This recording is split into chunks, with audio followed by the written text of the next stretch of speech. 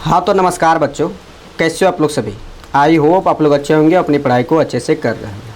तो देखिए आज के इस वीडियो लेक्चर में हम लोग क्या करेंगे कि संस्कृत का जो पहला पाठ है क्या है मंगलम, उसको हम लोग पढ़ने वाले हैं। ठीक है, आप लोग को पता ही है कि संस्कृत में टोटल 14 चैप्टर है। ठीक है, और 14 चैप्टर में हम आप लोग को 42 वीडियो देने वाले हैं। कितना वीडियो? तो 42 वीडियो देने वाले हैं। ठीक है, क्योंकि हर एक चैप्टर में आपको 3 वीडियो मिलेगा।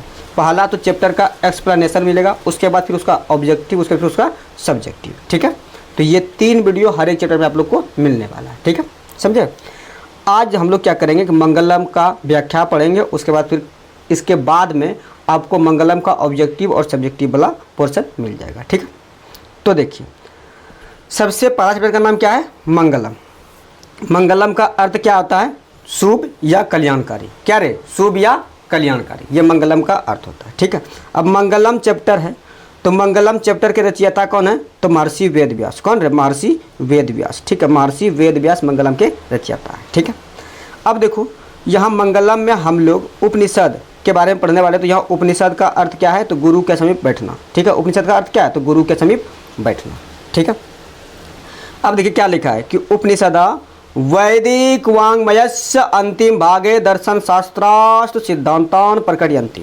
बोल रहा है कि उपनिषद वैदिक साहित्य के अंतिम भाग में दर्शन शास्त्र के सिद्धांत को प्रकट करता है। ठीक है, जो उपनिषद जो है ना वो वैदिक साहित्य के अंतिम भाग में दर्शन शास्त्र के सिद्धांत को प्रकट करता है। किसके सिद्धांत को? तो दर्शन शास्त्र के सिद्धांत को प्रकट करता है। ठीक है, चलिए आगे देखिए क्या लिखा है। आगे लिखा है कि सर्वत्र परम पुरुषस्य परमात्मना महिमा प्रधानतया ज्ञायते। सभी जगह परम पुरुष उस परमात्मा की महिमा का गायन करते हैं। किसकी महिमा का? तो परमात्मा की महिमा का गायन करते हैं। ठीक है, अब देखो क्वेश्चन कैसे पूछेगा। क्वेश्चन पूछेगा कि सभी जगह परम पुरुष किसकी महिमा का गायन करते हैं। तो किसकी महिमा? तो परमात्मा की महिमा का गायन करते हैं। ठीक है, देखिए जो मैं क्वेश्चन बनूंगा तो यहाँ डिस्कस करते हुए चलूंगा। ठीक है, ताकि जब मैं आप लोग को ऑब्जेक्टिव कराऊं तो आप लोग को ये नहीं लगे कि सर ये क्वेश्चन नहीं बताए थे। ठीक है, साथ ही साथ मैं डिस्कशन करते हुए चलूंगा। ठीक है, अब देखो यहाँ उपनिषद का टर्म आया था तो उपनिषद की संख्या आप लोगों से पूछी जा सकती है कि उपनिषद की संख्या कितनी होती है। कितनी होती है? तो 108। ठीक है, और ये जो मंगलम पाठ है ना ये उपनिषद से ही लिया गया। किससे लिया गया? तो उपनिषद से ही लिया गया। ठीक है, समझ गए। चलिए आगे देखिए क्या लिखा है। आगे लिखा है कि तेन परमात्मना जगत व्याप्तम अनुशासितम जास्ति। और उसी परमात्मा से ये सारा संसार अनुशासित है। किससे? तो उसी परमात्मा से ये सारा संसार अनुशासित है। देखिए अब क्वेश्चन कैसे पूछेगा।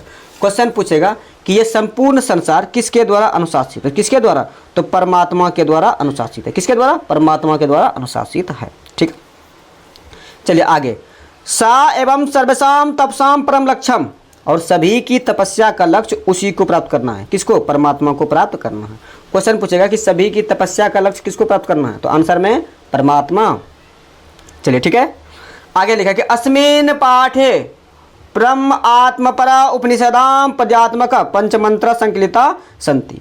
बोल रहा है कि इस पाठ में उस परमात्मा की प्राप्ति हेतु उपनिषद के 5 मंत्र पद्यात्मक रूप में संकलित है। किस रूप में? पद्यात्मक रूप में संकलित है। ठीक है, पूछेगा क्वेश्चन कि मंगलम पाठ में कुल कितने मंत्र है। तो कितने? तो 5 मंत्र है। ठीक है, अगला क्वेश्चन, मंगलम पाठ में कैसे मंत्र संकलित है? कैसे? तो ये पद्यात्मक मंत्र संकलित है। ठीक है, समझ गए। बताइए यहाँ तक में कोई दिक्कत? कोई दिक्कत नहीं ना। चलिए अब जो 5 श्लोक है मंगलम पाठ में हम लोग उसको बारी बारी से सबको पढ़ते हैं। ठीक है, चलिए पहला श्लोक देखिए क्या लिखा है। पहला श्लोक है कि हिरण्मयन पात्रन सत्यस अपि हित मुखम तत्वम पुसन्न पाब्रेनु सत्य धर्माय दृष्टिये। क्या बोला? कि हिरण्मयन पात्रन सत्यस अपि हित मुखम तत्वम पुसन्न पाब्रेनु सत्य धर्माय दृष्टिये। ठीक है, बोला कि सत्य का मुंह, यानी हे भगवान सत्य का मुंह सोने के आवरण या हिरण्मयन पात्र से ढका हुआ है, उसे सत्य धर्म की प्राप्ति के लिए हटा ले। किसे रे? तो स्वर्णमय आवरण को या हिरण्मयन पात्र को। ठीक है, अब क्वेश्चन देखिए। हाँ एक चीज़ यहाँ और कि ये जो पहला जो मंत्र है हिरण्मयन पात्र सत्य सपि हितम मुखम तत्वम प्रसन्न अपावृणु सत्य धर्मा दृष्टि, ये पूछेगा कि किस उपनिषद से लिया गया। तो ये ईशावास्य उपनिषद से लिया गया। किस उपनिषद से? तो ईशावास्य उपनिषद से लिया गया। ठीक है, समझ गए। चलिए अब देखिए क्वेश्चन, पहला क्वेश्चन तो यही पूछेगा कि हिरण्यमान पात्रं सत्य सपि हितम मुखम तत्वम प्रसन्न पावनी सत्य धर्मा दृष्टि किस उपनिषद से लिया गया, तो आंसर में ईशावास्य उपनिषद। दूसरा, सत्य का मुंह किस आवरण से ढका हुआ है, तो हिरण्यमान पात्र से, ठीक है। तीसरा, किस सत्य धर्म की प्राप्ति के लिए किसे हटा लेना चाहिए, तो सोने के आवरण या हिरण्यमान पात्र को हटा लेना चाहिए। बताइए इस श्लोक से जो क्वेश्चन बताएं उसमें कोई दिक्कत? देखिए सिर्फ आपको हिंदी, जो हिंदी बोलते हैं उसका अनुवाद, उसको ध्यान से सुनना है, क्योंकि जो हम अनुवाद बोल रहे हैं वही आपको ऑब्जेक्टिव के रूप में क्वेश्चन मिलेगा, और साथ ही साथ सब्जेक्टिव में भी वही, ठीक है। आप भूल जाइए कि आपको संस्कृत में लिखना है, संस्कृत नाम के मात्र है, लिखना आपको हिंदी में ही है, ठीक है। तो इसीलिए जो हम अनुवाद बोलते हैं उसको ध्यान से सुनना है, ठीक है। चलिए अब अगला श्लोक देखिए क्या है। अगला श्लोक है कि अनोरणीयान महतो महीयान आत्मस्य जंतोर निहितो गुहायाम तम करतु पश्यति वित्सको धातु प्रसादात् महिमान आत्मना। क्या बोला कि अनोरणीयान महतो महीयान आत्मस्य जंतोर निहितो गुहायाम तम करतु पश्यति वित्सको धातु प्रसादात्म हिमान आत्मना, ठीक है।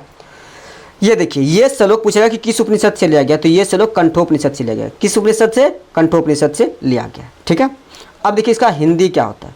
हिंदी है कि हे भगवान, मनुष्य के हृदय रूपी गुफा में सूक्ष्म से सूक्ष्म और महान से महान आत्मा विद्वान है। विद्वान शोक रहित होकर उस श्रेष्ठ परमात्मा को देखता है। क्वेश्चन पूछेगा कि मनुष्य के हृदय रूपी गुफा में क्या विद्यमान है, तो आत्मा। सूक्ष्म से सूक्ष्म क्या है, तो आत्मा। महान से महान क्या है, तो आत्मा। किसे वश में नहीं किया जा सकता है, तो आत्मा, ठीक है।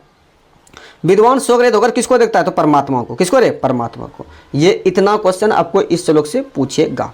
और एक क्वेश्चन और पूछ सकता है कि अनोर अनियान ... धातु प्रसादात्म हिमाना आत्मना किस उपनिषद से लिया गया, तो आंसर में कंठोपनिषद से लिया गया, ठीक है। कोई दिक्कत नहीं ना। चलिए अब आगे अगला श्लोक है कि सत्यमेव जयते नानिरितम सत्यन पंथा विततो देवयाना यन क्रमतस्योहाप्त कामा यत्र तत्र सत्यस् परम निधानम, ठीक है। क्या बोला कि सत्यमेव जयते नानिरितम सत्यन पंथा विततो देवयाना यन क्रमतस्योहाप्त काम यत्र तत्र सत्यस् परम निधानम, ठीक है। हिंदी क्या गया कि सत्य की ही जीत होती है, असत्य की नहीं। सत्य से ही देवलोक का मार्ग प्रशस्त होता है। ऋषि लोग देवलोक को प्राप्त करने के लिए उस सत्य को प्राप्त करते हैं जहाँ सत्य का क्या है, भंडार है, ठीक है। ये इसका हिंदी हो गया, ठीक है। और पूछेगा कि सत्यमेव जयते ... सत्यस् परम निधानम मंत्र किस उपनिषद से लिया गया है, तो मुंडिकोपनिषद से। किस उपनिषद से? मुंडिकोपनिषद से लिया गया है, ठीक है। चलिए अब इससे क्वेश्चन देखिए कैसे पूछेगा। क्वेश्चन पूछेगा कि किसकी जीत होती है, तो सत्य की। किसकी जीत नहीं होती है, तो असत्य की, ठीक है। ऋषि लोग देवलोक को प्राप्त करने के लिए किस मार्ग को अपनाते हैं, तो सत्य मार्ग को। किस मार्ग को? सत्य मार्ग को अपनाते हैं, ठीक है। अगला क्वेश्चन कि देवलोक का मार्ग किससे प्रशस्त होता है, तो सत्य से। देवलोक का मार्ग किससे प्रशस्त होता है, तो सत्य से ही देवलोक का मार्ग प्रशस्त होता है, ठीक है। समझ गए। ये इतना क्वेश्चन आपको इस श्लोक से पूछेगा, ठीक है। चलिए आगे देखिए क्या लिखा है। आगे लिखा है कि यथा नदास्यन्दमाना समुद्रे अस्तम गच्छन्ति नाम रूपे विहाय तथा विद्वान नाम रूपात् विमुक्ता प्रातपरम पुरुषम उपैति दिव्यम। क्या बोला कि यथा नदास्यन्दमाना समुद्रे अस्तम गच्छन्ति नाम रूपे विहाय तथा विद्वान नाम रूपात् विमुक्ता प्रातपरम पुरुषम उपैति दिव्यम, ठीक है। ये श्लोक है। पूछेगा कि ये श्लोक किस उपनिषद से लिया गया, तो मुंडिकोपनिषद से लिया गया। किस उपनिषद से? मुंडिकोपनिषद से लिया गया, ठीक है। चलिए अब हिंदी देखिए। हिंदी है कि जिस प्रकार बहती हुई नदियाँ अपने नाम और रूप को छोड़कर समुद्र में मिल जाती है, ठीक उसी प्रकार विद्वान भी अपने नाम और रूप को छोड़कर परमपिता परमेश्वर को प्राप्त कर लेते हैं। ये इसका हिंदी हो गया, ठीक है। अब देखिए क्वेश्चन पूछेगा कि कौन अपने नाम और रूप को छोड़कर समुद्र में मिल जाती है, तो कौन रे? नदी। कौन मिल जाती है? नदी, ठीक है। उसके बाद विद्वान नाम और रूप को छोड़कर कहाँ मिल जाते हैं, या किसको प्राप्त कर लेते हैं, तो परमपिता परमेश्वर को प्राप्त कर लेते हैं, ठीक है। समझ गए। चलिए आगे लास्ट श्लोक है, ठीक है। क्योंकि इस पाठ में कुल 5 श्लोक था जो कि हम लोग 4 पढ़ चुके हैं और ये लास्ट है, ठीक है। लास्ट में क्या लिखा है वो देखिए। लिखा है कि वेदाहमेतम पुरुषम महांतम आदित्यवर्णम तम स प्रस्तात् तमेव विदुत्वाति मृत्युमेति नान्यपंथा वितते अयना। क्या बोला कि वेदाहमेतम पुरुषम महांतम आदित्यवर्णम तम स प्रस्तात् तमेव विदुत्वाति मृत्युमेति नान्यपंथा वितते अयना, ठीक है। पहला ये देखो, ये श्लोक कहाँ से लिया गया है, तो श्वेताश्वर उपनिषद से। किस उपनिषद से? श्वेताश्वर उपनिषद से लिया गया, ठीक है। अब इसका हिंदी देखिए क्या है। हिंदी है कि मुझे ही महान पुरुष जानो जो प्रकाश स्वरूप अंधकार के आगे है, उसी को जानकर मृत्यु को प्राप्त किया जाता है, इसके अलावा कोई दूसरा मार्ग नहीं है। अर्थात आत्मज्ञान के बिना मोक्ष की प्राप्ति संभव नहीं है। ठीक है, चलिए अब देखो इस श्लोक से क्वेश्चन कैसे पूछेगा। क्वेश्चन पूछेगा कि प्रकाश स्वरूप अंधकार के आगे कौन है, तो महान पुरुष या परमात्मा। ठीक है, उसके बाद क्वेश्चन पूछ सकता है यहाँ से, इससे ये श्लोक से कि वेदा हम एतम पुरुषम महानतम डॉट डॉट डॉट विद्ते अयना श्लोक किस उपनिषद से लिया गया, तो किस उपनिषद से, तो श्वेताश्वर उपनिषद से लिया गया है। ठीक है, तो ये था मंगलम पाठ, जो कि मंगलम पाठ में 5 श्लोक था, हम लोग सभी 5 श्लोक को पढ़े। ठीक है, चलिए अब इसके बाद हम ऑब्जेक्टिव का एक वीडियो लाएंगे, उसके बाद फिर सब्जेक्टिव, यानी 2 वीडियो इसके बाद आएगा। ठीक है, समझे। चलिए तो आज का क्लास आप लोगों का कैसा लगा, ठीक है, आप लोग कमेंट करके बताइएगा। और साथ ही साथ हम एक प्लेलिस्ट बना देंगे संस्कृत का, जो कि सभी वीडियो आपको उस प्लेलिस्ट में मिल जाएगा। ठीक है, और हम आशा करेंगे आप लोग सभी लोग उस प्लेलिस्ट को फॉलो कीजिएगा। ठीक है, तो चलिए हम लोग आज के लिए इतना ही रखते हैं, मिलते हैं अगली वीडियो में, तब तक आप अपनी पढ़ाई करते रहिए।